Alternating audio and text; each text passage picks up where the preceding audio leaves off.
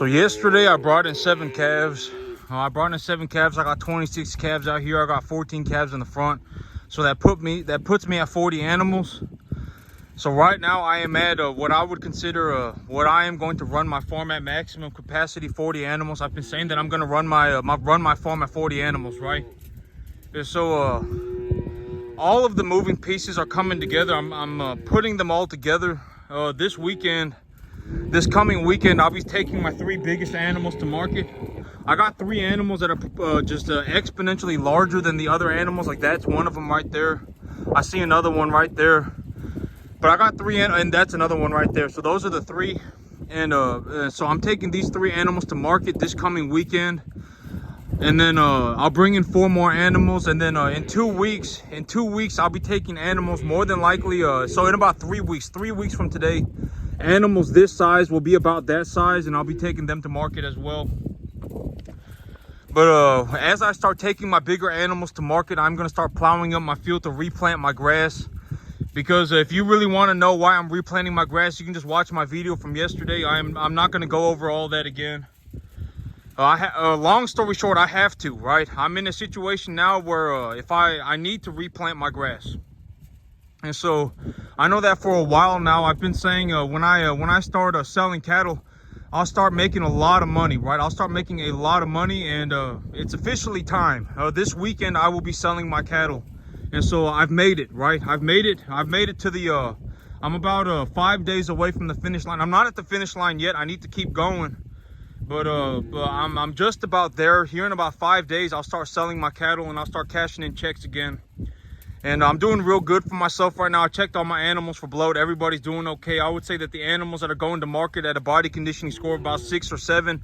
Last night when I got home from work, so it rained all day yesterday, and it was raining while I was bringing my new animals in. And there was a lot of water on the road, and so when I was dragging my trailer through the road, a lot of water was splashing up into the trailer. And one of the animals, when I got home and I was doing my my animal health checkup, I do have an animal that's sick, but I gave him a shot of Zactran at 10 p.m. last night. And I checked on him this morning, and he is eating the grass out front. And so okay, so this is not an exact way to do things.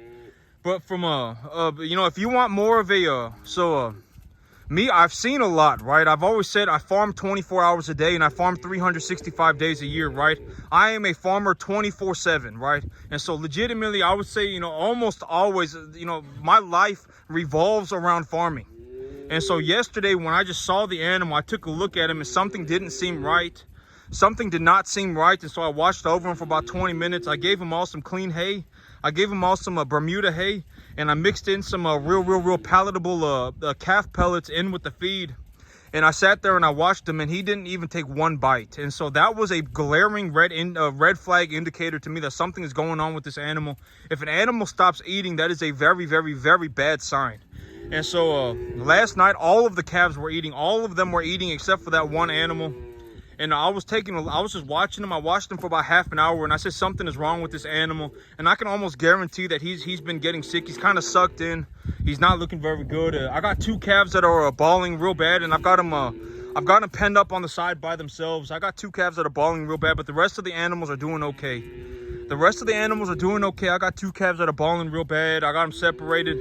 The one animal that is very sick, or he's not very sick, but he started getting sick. Okay. So here's the thing about BRD, right? I don't know exactly why this happens, but when an animal gets BRD, they die very quickly. And there's a particular BRD that is called shipping fever. It's like a pneumonia. And for whatever reason, these animals, when they get BRD, like if you see it the first day, you'll see it, and then the second day they'll start getting worse, and then by the 3rd day, it will be too late to save the animal. I mean, your chances of saving the animal are like 50-50. And so you have to treat the animal on the first day. If you miss the treatment by even 12 hours, you are putting yourself at a significant disadvantage. I don't know exactly why it caught the animals die that fast. I've read something like the bovine's lungs are very small. If you look at a bovine and you look at a horse, they're about the same size, but a horse's lungs are about 5 times the size of a bovine's lungs. And so I don't know exactly what causes it to happen, but when an animal gets BRD, if a calf gets BRD, if a calf particularly, you know, the smaller the animal, the more severe the disease is. If a bovine gets BRD, by the 3rd day, your chances of saving the animal are about 50-50. If you miss the treatment of the animal by even 12 hours, you have put yourself at a significant disadvantage. I don't know exactly what causes that, but that is the big thing about BRD. And you got to understand that BRD is also contagious. And so when you have an animal that has BRD, if you even think that the animal has BRD, oh, I brought this animal home from a sale barn, and while I was bringing them home, it was raining a lot, and they were soaked, you know, they were soaked to the bone. They were sitting in the trailer, they were completely soaked, and by the time they got home and I took a look at them 4 hours later, they were not eating one bite. They weren't eating any hay. They weren't eating any calf pellets. They should obviously be very hungry. They've been sitting at the sale barn for like the last 24 hours. They probably haven't really eaten anything. They should be hungry. Very, very, very, very glaring indicator, right? This is a sick animal. And so yesterday I was taking a look through my animals and I saw one and I was like, I don't think something is going on with this animal. So I sat there and I watched them for about half an hour and I was like, yep, this animal is sick. I'm almost, you know, instinctively, when, you know, I see a lot of cattle, right? I legitimately look at cattle like my whole life, right? My whole life is farming. I farm 24 hours a day. I live where I work. I see my cattle every single day, right? If an animal looks sick, eventually you will just begin to notice it. Oh, something is not right with this animal. Why is this animal just sitting here in front of a pile of Bermuda hay, super premium quality Bermuda hay that I mixed with a very palatable calf pellet, and they've been sitting at the sale barn for the last 24 hours. Why are they not eating anything? Very, very, very bad sign, right? So I gave him a shot of Zactran last night, and this morning I woke up and I put him out on the grass and he's eating the grass, and so he looks like he's doing better. So that's very good. I've visually confirmed that he is eating. And so right now everything's you know, things have been kind of going okay, but BRD is contagious.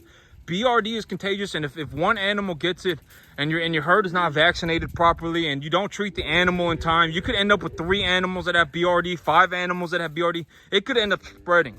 And so the big thing about BRD is to get on it as soon as possible.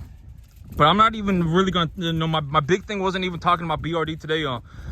Okay, so when I go to the sale barn, right? When I go to the sale barn, I see a lot of animals that are a body conditioning score of 3 to 4. When I drive around and I look at people's farms, I see a lot of animals that have a body conditioning score of 3 or 4, right?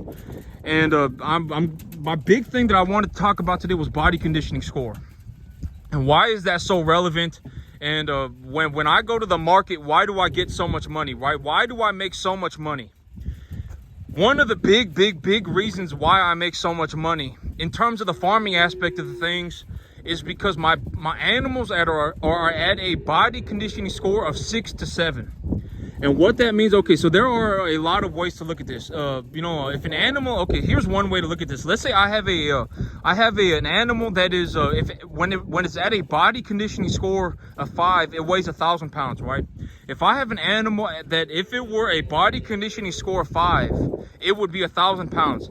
And if it's a body conditioning score of 4, it's 900 pounds. This is just to put things figuratively, right? This is just to put things in an illustrative way so that others understand what I'm talking about, right? If I have an animal that's at a body conditioning score of 4, it's at 900 pounds. If I have an animal that's at a body conditioning score, it's at 800 pounds, right?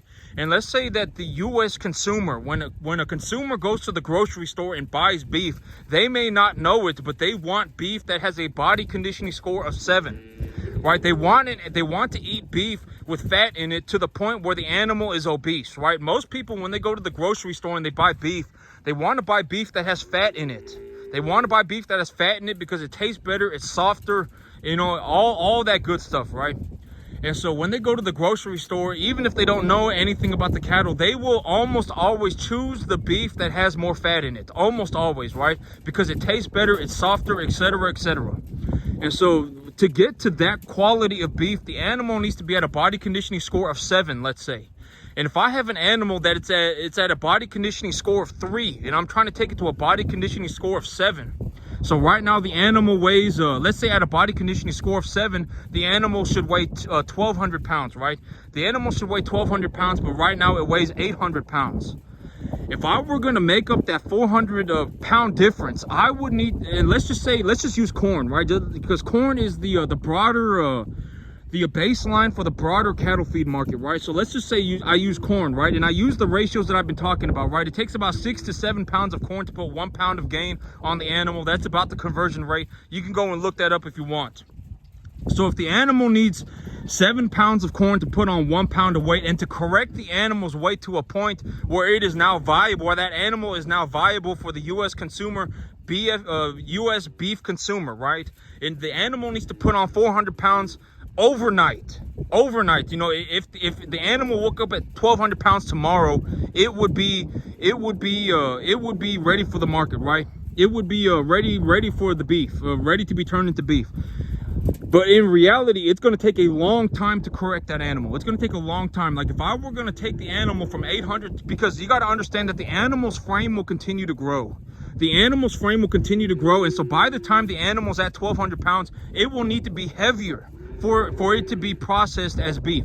And so by the time the animal hits 1,200 pounds, its frame has grown, right? And now for that animal to be at a body conditioning score of 7, it now needs to be like 1,500 pounds. 1,200 pounds is not the solution anymore, right? It needs to be 1,400 pounds. And so by the time, you know, I've got the animal to 1,200 pounds, the animal, the overall frame of the animal has grown, because, you know, body conditioning score is relevant to the is in relation to the overall body frame of the animal. And so if the animal gets taller and the animal gets longer, for it to get to a body conditioning score of 7, it will need to put on more weight. And so ultimately, when you take your animal to the sale barn, if you take an animal to the sale barn and you have a number 1 to 1.5 type medium large frame animal, if your animal's at like a body conditioning score of 3 or 4, you're not going to get paid jack squat, because the other farmer that buys your animal is going to have to correct a lot of problems. It may almost not even be worth it, because if I were going to put a dollar amount on correcting the animal's problem, right? And you know, the larger an animal gets, the more it needs to eat, right? The more it needs to eat. And let's say I can get the animal to a body conditioning score of 7 by the time it's 1,400 pounds, right? The 1,200 pounds, the goalpost has moved because the animal is growing.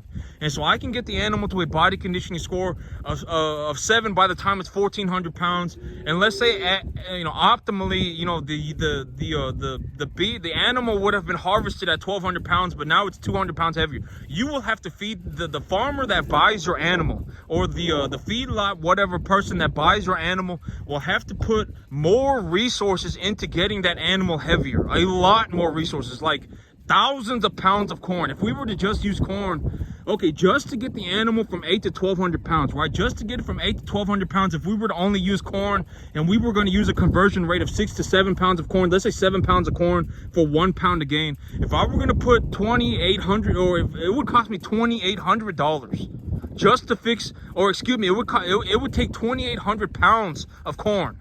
And let's say that is, you know, 11 cents, 10 cents a pound, just to make life easy. That's $280 that I would need to put into the animal just to fix it, right? Just to fix it. And by the time that, you know, and if an animal is eating 3.25% of its body weight a day, and I need to get the animal 200 pounds heavier, well, I mean, you know, this is going to take, it's going to take a lot of time, and it's going to take a lot of food. And so ultimately, you will end up getting paid nothing. Long story short, I mean, if you end up with a body conditioning score 3 to 4, and you take an animal to the market and it's at a body conditioning score of 3 to 4, you will get deducted a lot of money, especially if you have an older animal. If you have a real small animal, it won't really matter, because, you know, you still have time in the animal. You know, it's easier to put weight. It does not take as much resources to put weight on a small animal, right? It does not, you know, like if an animal is at a body conditioning score of 3 when it's 200 pounds, for it to get a body conditioning score of 7, it would just need to be like 250 pounds, right? If it just put on 50 pounds, if it just put on 25% more weight, the animal would become obese very quickly, right? If it's small, that's a possibility. But if you have a feeder animal, like you have a 700-pound animal, a 600-pound animal, an 800-pound animal, and the animal's at a body conditioning score of 3 to 4, you will get deducted like crazy. I mean, nobody will want your animal. because it's like now I have to fix all of these problems, right? And people, you know, if they are going to fix your problems, you know, like if you are going to pass your problems off to somebody else, they will want to get paid for it. Not only the amount of money that it's going to take to fix the problem, but also for their time and their effort, right? And so you will get deducted like crazy if you do not if your animals are too skinny, if your bulls are not castrated, you will get deducted like crazy. If they're 700-800 pounds and your bulls have not been castrated, you know, if your animals are too thin, you will get deducted like crazy. You will lose money out the ears. You would have just been better off just using money to feed the animal, honestly, and then you can just sell the animal at a body conditioning score of 7, and at least you'll make a majority, if not all, of your money back, honestly, right? But ultimately here, you know, one of my big advantages, you know, I always say, you know, I always play to my advantage, right? I always play to my advantage. My biggest advantage is my skill as a farmer, right? The biggest barrier to entry of doing what I do is that it takes a tremendous amount of time and effort to get as good, like to get this good, right? It takes a massive amount of time and it takes a massive amount of effort. That is my biggest barrier to entry, right? That is the biggest barrier to entry for people to getting to this point. It just takes too much time and too much effort, right? And so, you know, and me, I get paid almost the top of the market all the time. You know, these animals, because, you know, if you just listen to the things that I say, you know, I look to be as objective as I can, right? I take these animals to the market when they're at a body conditioning score of 6 to 7, right? I take them to market when they're at about 700, 750 pounds. For the heifers, maybe I take the steers up to 800, right? And I use a modified live vaccination. I use a black leg vaccination. I use a tetanus vaccination. Whatever it may be, I use a 60% TDN diet and a 12 to 14% variable protein diet. Whatever it may be, right? I look to be as objective as I can. And, you know, the only way for anybody to really get here is to develop the skill set. Long story short, ultimately, the only way for someone to get here is to develop the skill set. And you have to develop your skill set. If you do not have the skills to be a farmer, you will not just wake. Okay, here's a very good example, right? Let's say tomorrow, right? You know, I'm in my early 30s, early to mid 30s, right? I'm in my early to mid 30s. Let's say tomorrow I woke up and I said I want to be a Navy SEAL, right? Tomorrow I woke up and I said, oh man, I want to go and be a Navy SEAL. Oh man, I want to go and be a Green Beret, right? And I went and I talked to a Navy SEAL. And I told them I want to be a Navy SEAL. They would think that I was a freaking moron, right? They would think that something was wrong with me. And if I asked them why can I not make it as a Navy SEAL, they'll just straight up tell me, well, here's a list, right? You're overweight, you're out of shape, you're in your early to mid 30s. By the time you make it, you're gonna be like 40. I mean, it's just too late for you, right? I mean, it is not just farming and it's not just whatever, right? It's everything. You know, like let's say I want to go and I want to play football, right? I want to go and I want to play football. I want to go play soccer, right? If I woke up tomorrow and I said I want to be a soccer player, I want to be a top 0.0001 percentile of the skill population in soccer, right? It's too late for me, right? Let's just be honest. By the time I made it, I'd be like 50, right? Honestly, I mean, it's just not going to happen. And this is also a very good point. If you look at the soccer players and you look at the football players, I mean, look at them, right? Almost nobody's getting paid anything. Almost nobody's getting paid anything. And then you got like the top 10 people on the top of the roster that get paid all of the money, right? That is the reality of the world, but that is also what is the most fair. If you really think about what is actually fair, that is the most fair. Because if we really like took a magnifying glass and looked at these people, if we really took a look at their lives, look at why they made it, right? I mean, they live where they work 15 hours a day. It's the only thing that they do, you know, legitimately, right? That is all they do. That it is their entire life, right? And so it's very fair for them to be up there, right? I mean, it may look unfair, but in reality, what is fair is actually what is fair. You know, like me, if I went out, even if I went out and I worked for, let's just say, you know, this business right here, you know, it makes me tens of thousands of dollars a year. And, you know, and when I take a look around and I see people, I say, oh, you know, if this person had an extra $75,000 a year, they would be better off. And so I'm just gonna go and be an altruistic person, and I'm gonna work for free, and I'm just gonna give them the 75 grand. I'm gonna run their farm for them and just give them the 75 grand, right?